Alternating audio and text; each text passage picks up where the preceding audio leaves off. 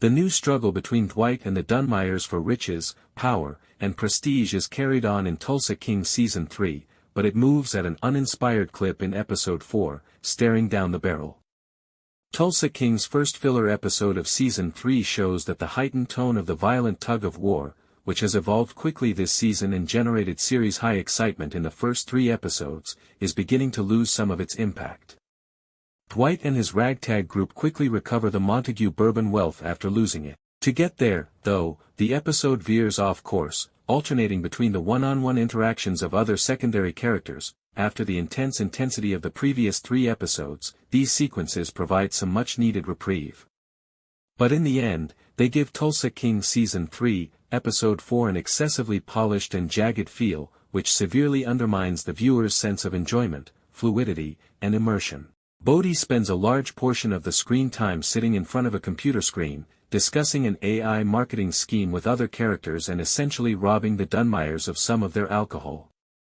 Although Tyson's character has been making a lot of fuss this season about being less serious and likable, his discovery that his father ran with a crew was a cunning move to strengthen their bond. Whether or not it was required is a completely different matter.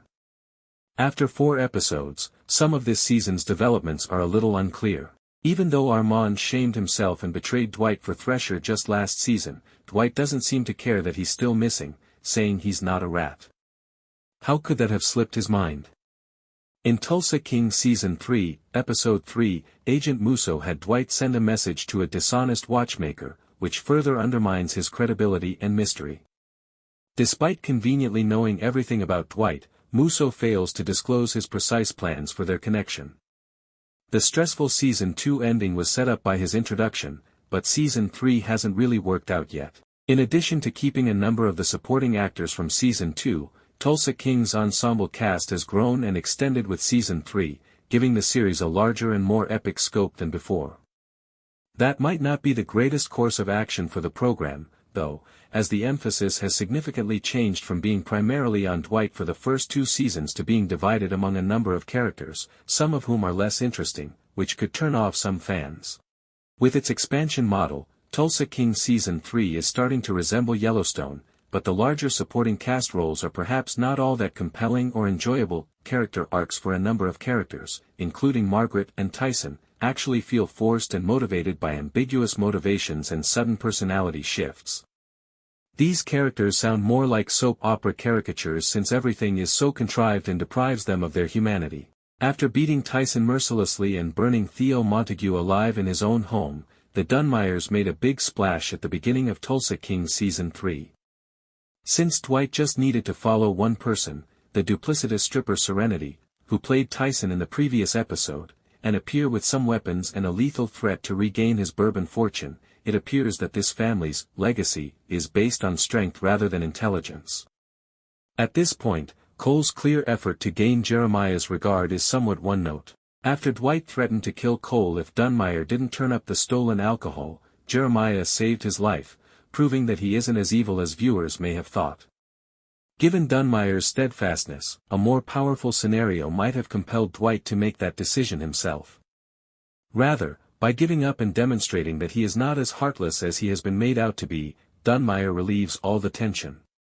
With so much happening at once, the series may be growing too large for its britches, and this Dwight vs. Dunmire rivalry is rapidly turning into nothing more than a massive urination contest that in Episode 4, the large ensemble is not justified by the lack of action or emphasis and the excessive number of supporting characters.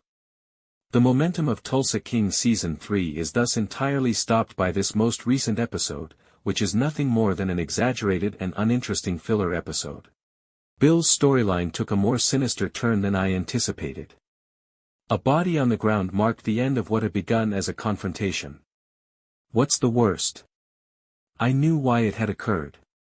This writing is brilliant because it challenges you to remain upright while placing you in unpleasant situations. Then comes Quiet Ray, whose name makes me sick to my stomach already. It was like opening a can of worms when Vince paid him a visit in New York. And I knew we were in trouble when Ray subsequently used family history to sweet-talk Bill. Someone is going to get thoroughly beaten in this game of chess, not checkers. I nearly choked on my coffee since the entire AI influencer plotline is so cliched.